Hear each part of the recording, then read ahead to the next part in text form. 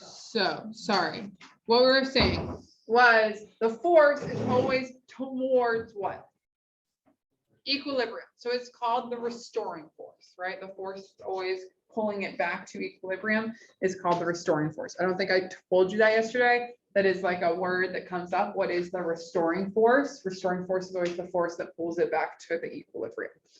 So now let's talk about elastic potential energy. We've really already done this, but if I have a spring that is stretched or compressed, that is providing elastic potential. That potential can then be converted to what? Kinetic or gravitational potential, right? Oftentimes it goes from elastic to kinetic, which then may also become gravitational. So it depends on where is your initial part of the problem and where's your final to help you determine, like, did it go from all elastic to all kinetic or all elastic to all kinetic to all potential? So really it's all elastic to all potential.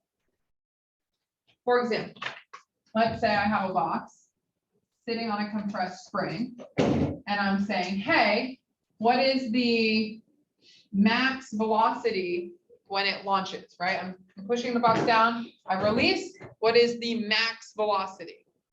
How would I solve that in terms of my energy equation? What's my initial energy? 1/2 kx squared. My elastic potential, and what's my final? Kinetic energy, right? And so then I just put 1/2 kx squared, 1/2 mv squared, and solve from there. But then how is that different from asking what is the max height that it reaches? So what's my initial energy now? It's still all potential, right? Elastic potential because it's pushing here. But what's the max or what's the final energy?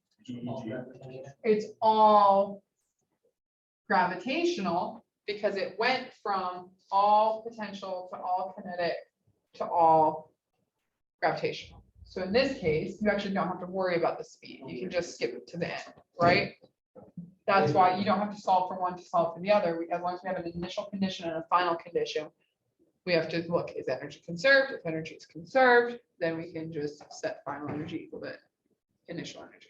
Yeah. That middle one, would you also have to put in gravitational potential since it would be going up?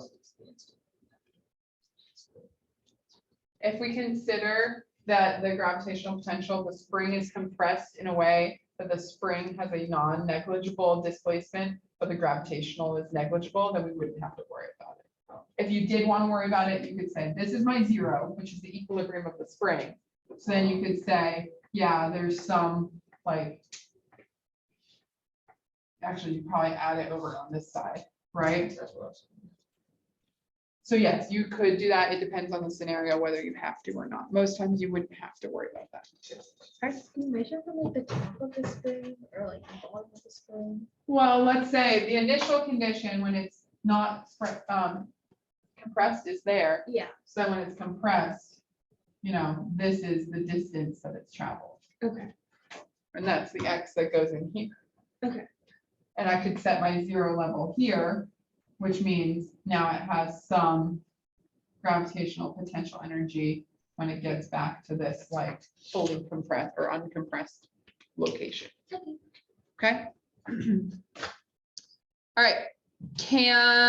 When spring is stretched, it has the elastic. Okay. So what we mean by potential, going back to energy, if something has potential, it has the ability to do work on an object, right? But is that work like work by non-conservative forces? No. Potential energy, like gravitational energy, has the work.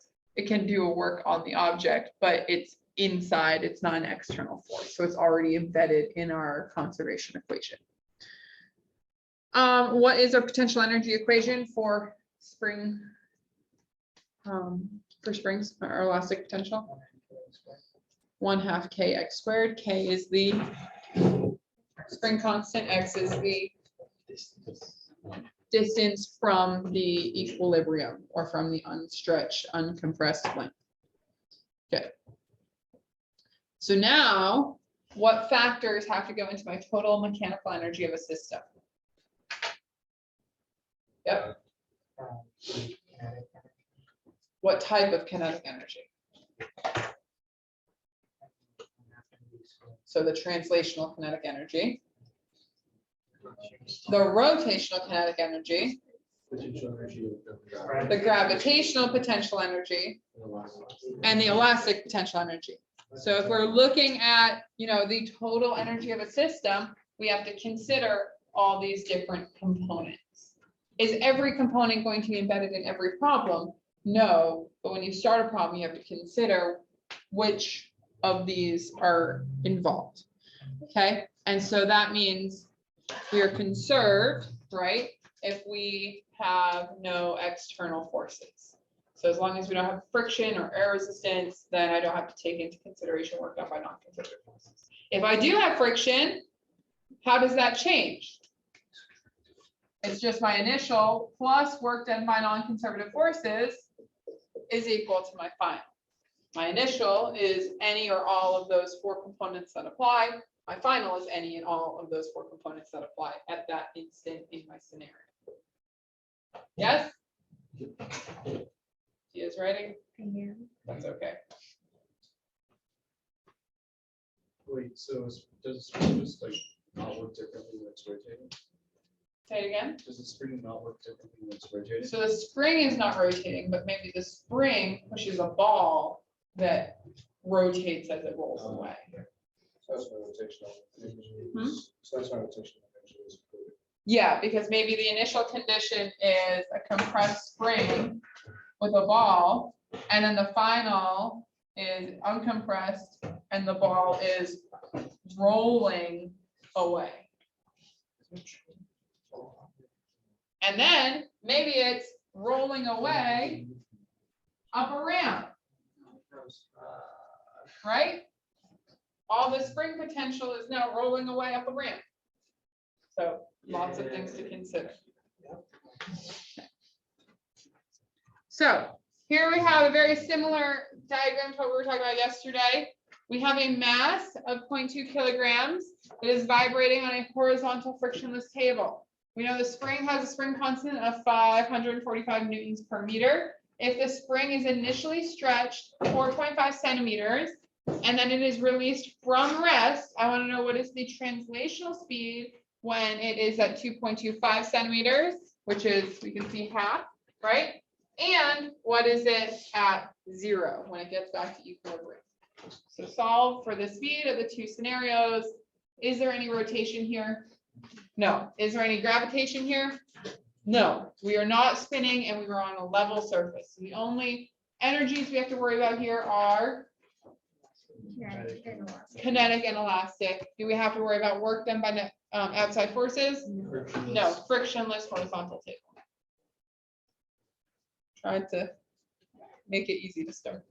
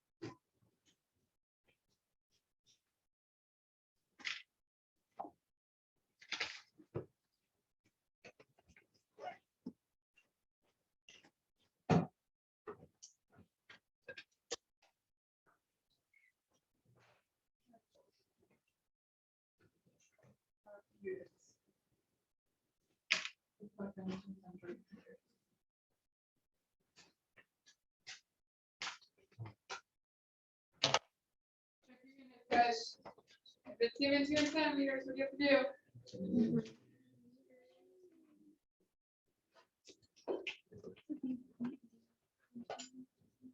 Yeah.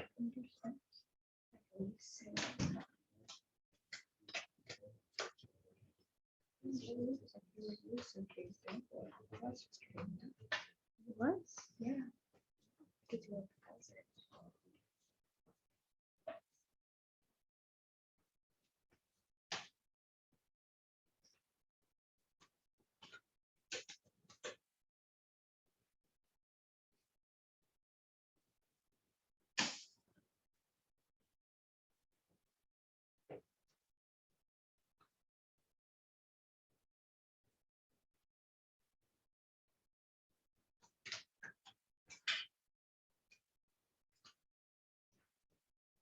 We need more time?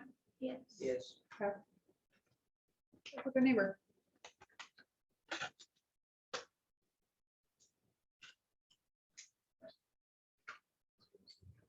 Yeah.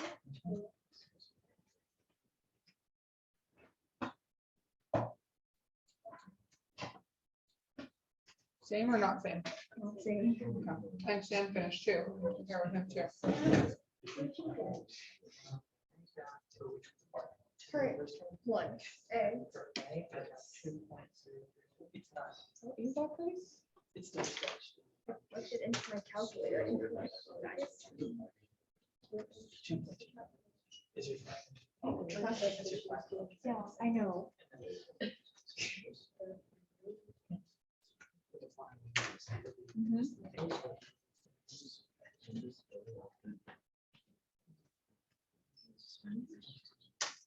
I got, apparently that is the correct answer. That sounds good.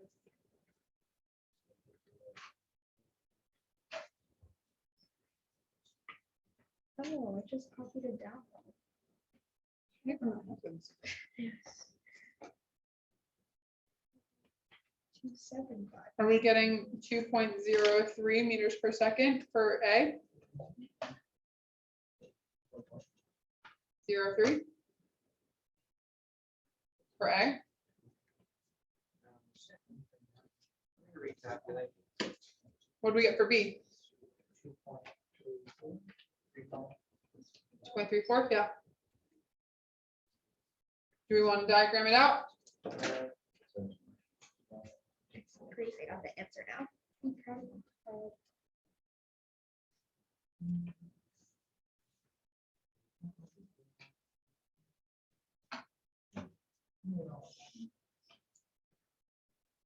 Yeah, 2.0.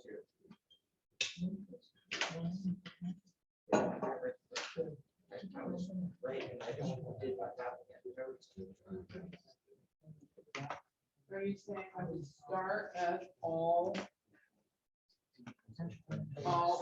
elastic, and then we have a combination of elastic and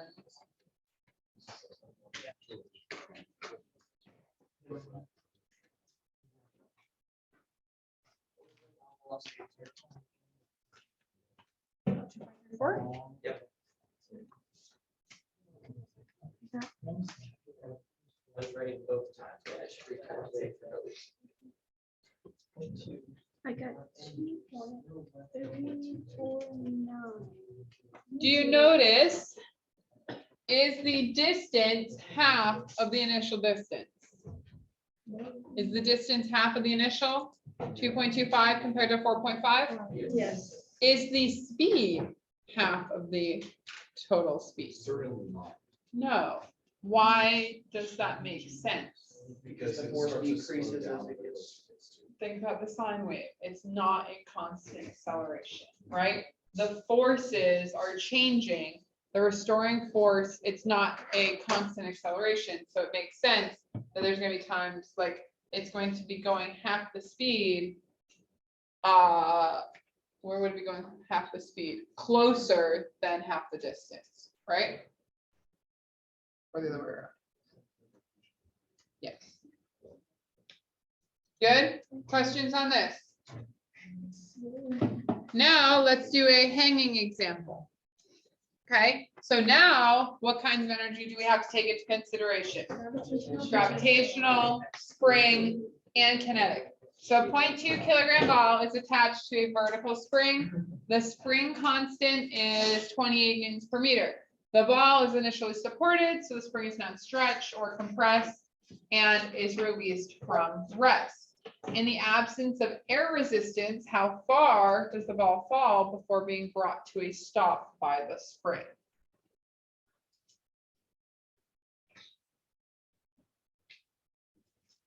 So again, I would set up your initial and your final. All of them make sense. Are we gonna get into numerical answer? Then give us the height. Yes, you're going to get a numerical answer because you have the mass of the ball and the spring constant. You're solving for the height. And G is just not. Horizontal. Yeah, well, you're saying how far does it fall? No. But think about how does the falling distance compare to the stretched distance? And what about the speed, the velocity? Doesn't matter. What about it? Is there no kinetic correlation? Well, at the beginning, is there kinetic if we drop it from rest? No, And at the farthest point, is there kinetic? no. No. Between them, was there kinetic? Yes, but in our equations, we have to take kinetic into consideration. No. No, we just look at the initial instant and the final instant. So then would you just put 0 on the other side of the equation? No, No, because it's, because the height is 0 and the, so there's gravitational potential here, no, at the and bottom. there's elastic potential there. Oh, I see. This is not clear. Should we make the beginning, the beginning displacement 0 or the ending displacement? Up to you. You can choose where you want your height to be.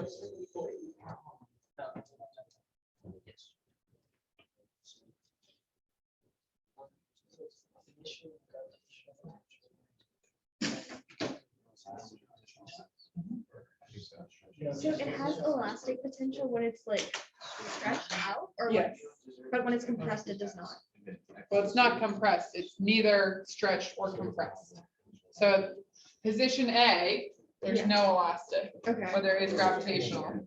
At position B, there's no gravitational, there's no kinetic because it's the farthest point, Yeah. so it stops, but there is elastic. Okay. So it's just like there, it's not stretched nor, it's just like a beating. It's in equilibrium. Okay. Would the distance be? Would the distance be the same? Mhm. Mhm. Want to keep careful your positives and your negatives. Is there an explanation?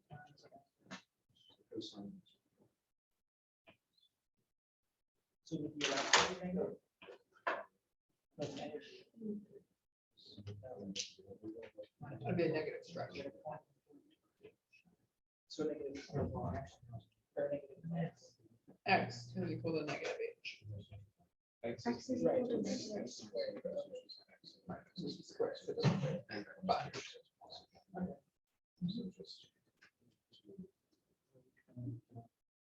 Oh, so it's substitute. what are you looking for? On your grades. She just substituted. What? Oh, yeah. Oh, okay, that's fine. Do you have an answer? What is it? 0.14. Just way simpler. Well, just make your favorite number, except divided by 10. 14 is your favorite number? And my mom's birthday and my grandma's. Whoa. I know. Oh, yeah, there's this. That's cool. Yeah. That's why it's my favorite. Wait, no, no, that doesn't work, does it?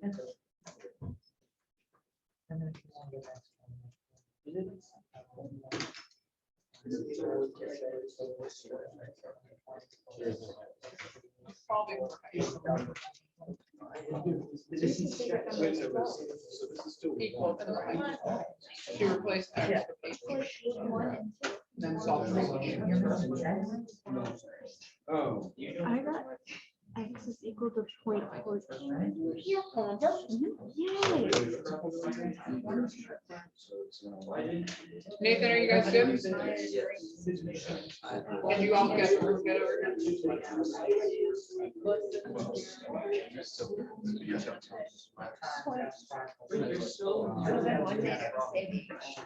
You and who?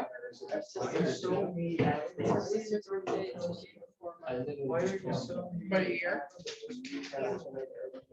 So then they always like go to each other on that day, and then mine is like, I'm missing 83 today. And then it's funny. For years. Are we good? 0.14? Thumbs up, thumbs down. 0.14? Bless you, Grace. Bless you. Thank you. Yeah, that's right. All right. I'll give you your workbook problems if you're still working on this. Then finish this up. Oh, did we finish? That's how many words we promised? We're done with all the content? No, we're gonna do pendulums on Monday. Oh, that's our last lesson. That's so sad. Huh? That's our last lesson, right? So lots of new stuff. I would argue you still have a lot to learn. Yeah. I agree. Not like a lot to learn, but like the review, you kind of like learn things and pick things up through that process. That make sense? Oh, is this our test? Let's go. At least for. What's the date?